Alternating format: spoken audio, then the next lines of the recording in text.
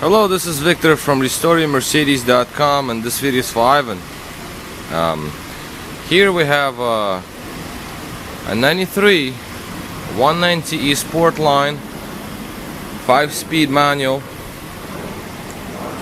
Right here, this is SportLine with a full body kit, manual transmission here, as you can see it. Very nice, sweet.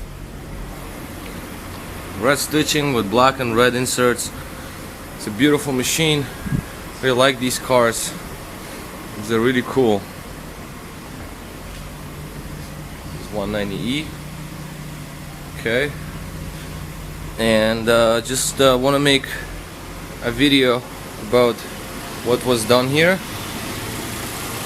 Got some NOS, Fast and Furious man. Alright, anyway. Really cool. I mean, this car is quick, I tell you that. I drove it about 10 blocks around, and yeah, very nice.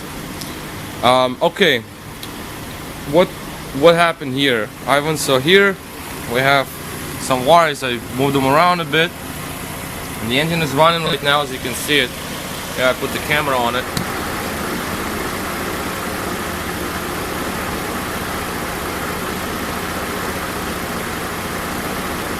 It's not bad at all. It runs really good. So now issues. We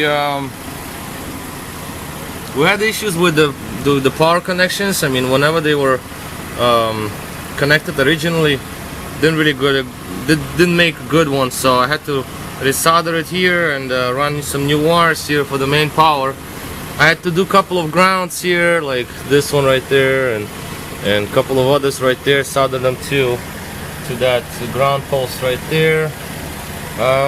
Voltage relay put back.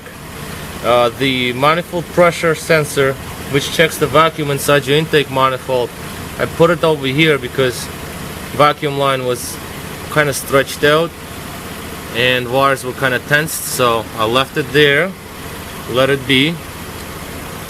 ECUs and everything put back together there, so whatever wires we have, just rest there, so that's all good. Diagnostic connections made for main HFM module, which is the main computer back down there. I ran it to number 3. In W124 chassis it would have been a number 8, but I figured whatever, it's 190e. So I'll put it to the original location, number 3. 14 is idle speed control, which is the throttle body. It's located here. So these two are the ones you can get diagnostics from this vehicle. Also, there was no camshaft advance. The positive was not even connected, so I ran the new one. Right here it's fused off the over voltage protection relay. Here's the fuse for it, right there. I didn't bother running it into the fuse box, so I just connected straight from the over voltage relay. When the engine is running, the power goes. When the engine is off, the power shuts down. So it's good to have it like that versus permanent powered connection. What else? The oxygen sensor circuit was also not connected. It was cut off. I don't know why, but it was not connected. The circuit is here. It's this green line. Just so you know. Where is it?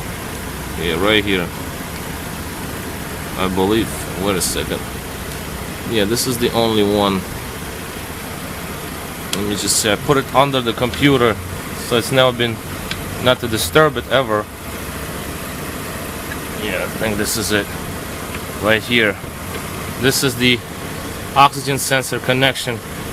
Right over here. So it was disconnected. And as you can see, it's coming out right down there, the green line right here. These two, this one is for the heater.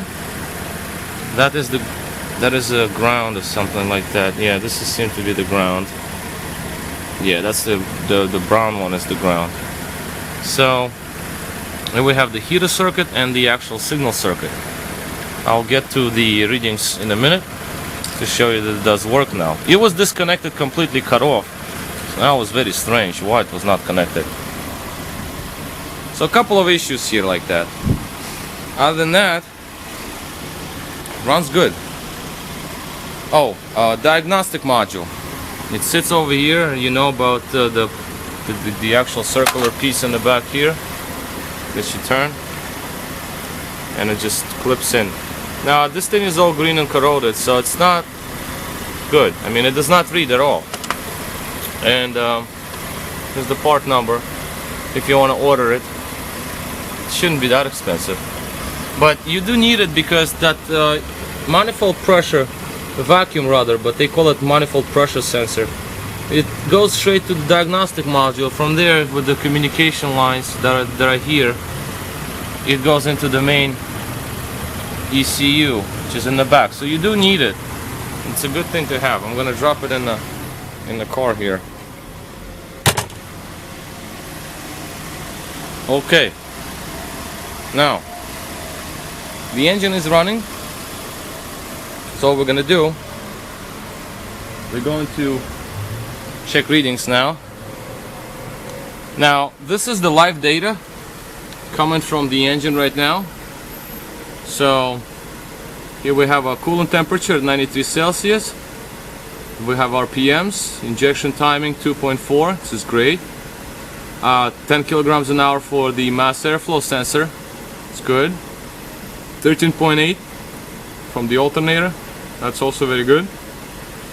Oxygen sensor reading, this has to fluctuate up and down, and it does, nice and healthy, good span. From 700 to 200, that's a good difference, that's nice. Heat is on, and it reads just fine. As you can see, changes, and that's how it's supposed to be.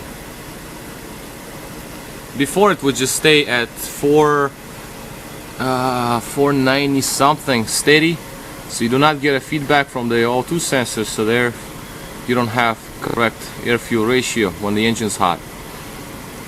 Now we go fuel safety shutoffs off, adjustments, self-adjustment that you need for the smooth idle, smoother. So that diagnostic module has to be connected. So that's the way for it to know what's the vacuum in your intake. So you need that. Don't worry about that glitching up and down for the fuel safety shutoff. That did not happen. The glitch up there when you saw that thing moved, this thing. Sometimes these jump around for no reason. It's just the way it is. Alright, so we'll go further down. I'm actually reading it off 124 chassis because the engine is from 124 E320. So this is your ignition angle. It also changes, that's good. So computer changes angle, you know, advanced rather. Throttle opening, as you can see, 1.7, that's good. And lambda control, that's the oxygen sensor air-fuel ratio, up and down. Regeneration valve we don't have, doesn't really matter. It's gonna be at 0. And it's pretty good. Now this one you don't have anyway. That's for gasoline differences, whatever. So fault counter on ignition, misfires seem to be fine to me. Zeros. Again, there's some glitches there, as you can see, numbers just jump. That's no big deal. It's supposed to go 1, 2, or whatever. So this is good. No colds here. Now I only had an issue here once, twice. I had fault on cylinder 3 and 4 coil. I don't see it now. Could be the coil is getting weaker. Could be a glitch in the system, but so far, as you can see, it's been running, it's fine. Voltages again, the coils and combine and whatever. Timing, so it's all good. Knock angle, there is no, it's idle, so there is no knock control. And I believe this is the first page. So we're good on this. Going back to codes now. Fault memory, stored codes. Now here we're gonna have some codes regardless, because a couple of things are disconnected of this vehicle. So now first one is regeneration valve. That is the one that sucks the fumes from the gas tank through the charcoal canister. It doesn't really matter, it's gonna vent out anyway. so that one will be stored because it is disconnected.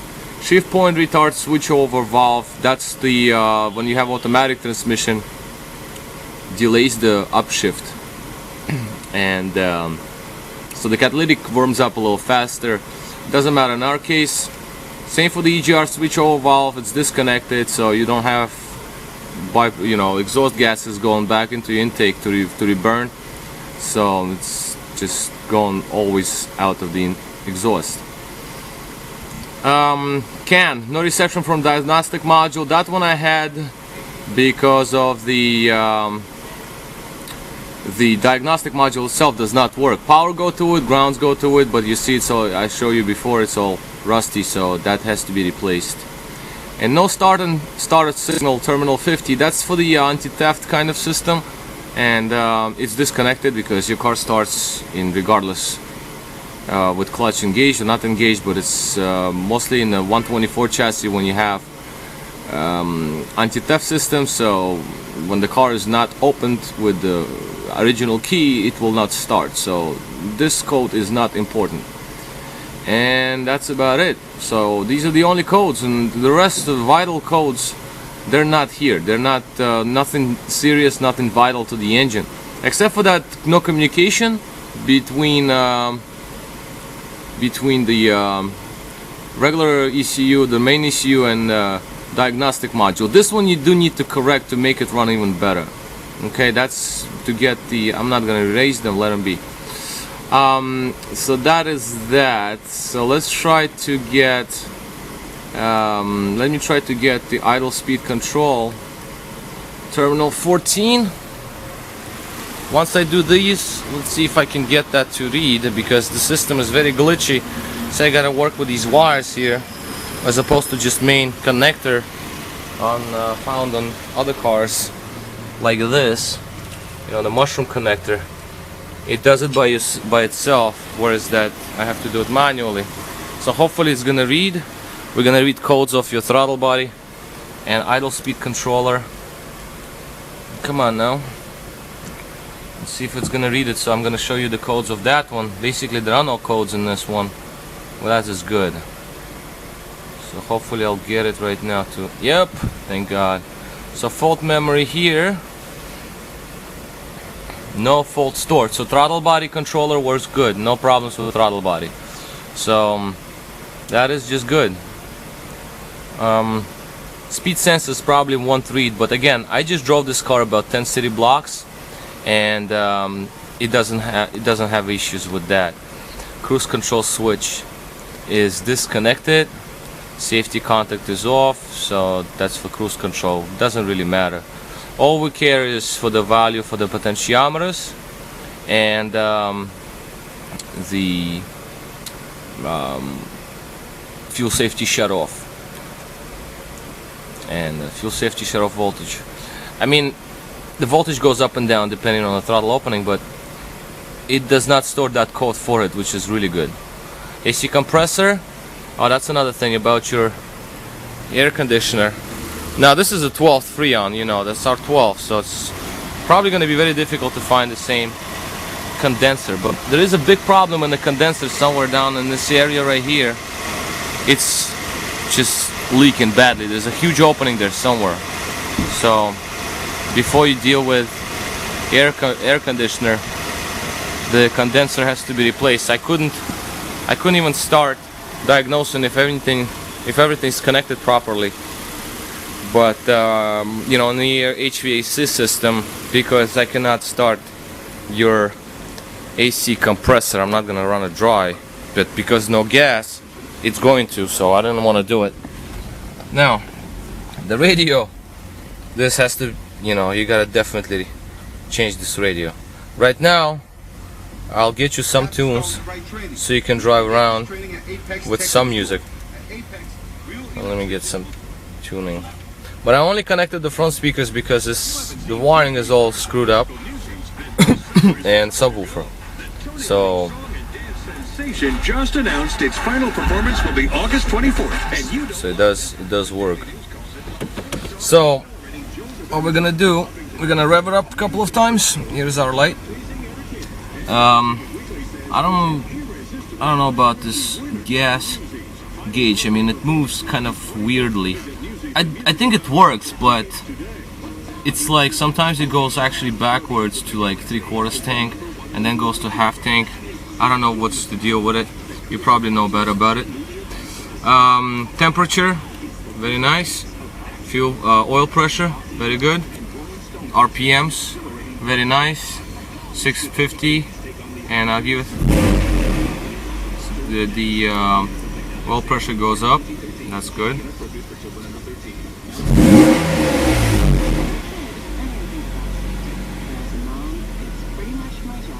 It works nice.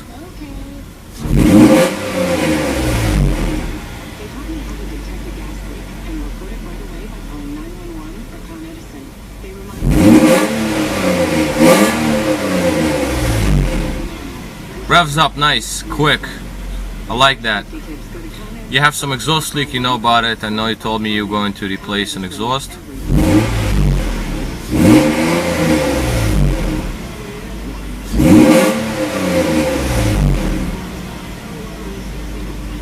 So that is nice. I don't know if you see my foot over there, but it works. It does work.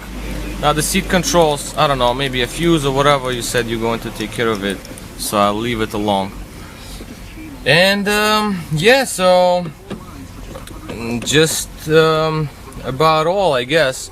Whatever stuff you took apart, I left it the same way because that's how I would have wanted my car to come back to me, because I know where I left everything. You got some stuff here, you got some stuff in the back. What else? That's about it. Well, you can shut it down. Shut it down. Okay, keys out. Put it back on. And start it up.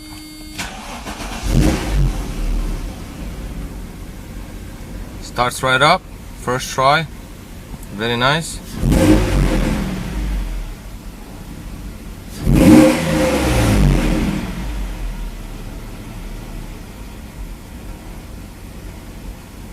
Runs good to me.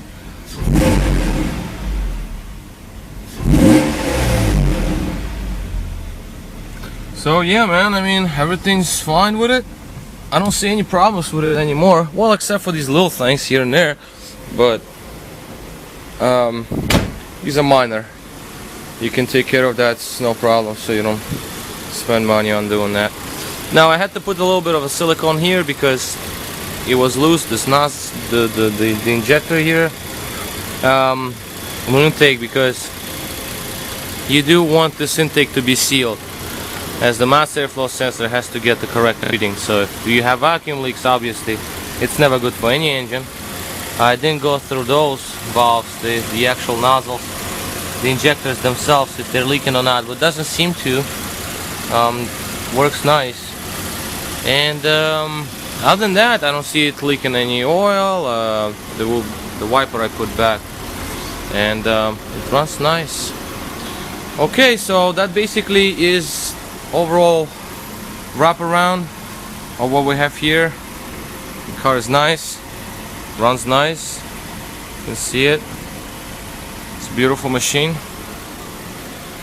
And I guess that wraps it all for today. The catalytics seem to be gutted or something. It smells badly. It does seem to throw some water out, so I guess, you know, there is something going on, but it smells. Probably burnt catalytic. Well, it's from 2.6 anyway, so might not be efficient enough. There's a bigger engine in there now. So yeah, that basically wraps it for us today. This car is ready to go, so hopefully I'll see you tonight or whenever you want to pick it up, and it will be ready for you. Oil level is fine, and everything else seems to be fine. Brakes, power steering, so you can drive it home. Okay, well, that concludes it. My name is Victor. My website is restoreyourmercedes.com. Thanks for watching.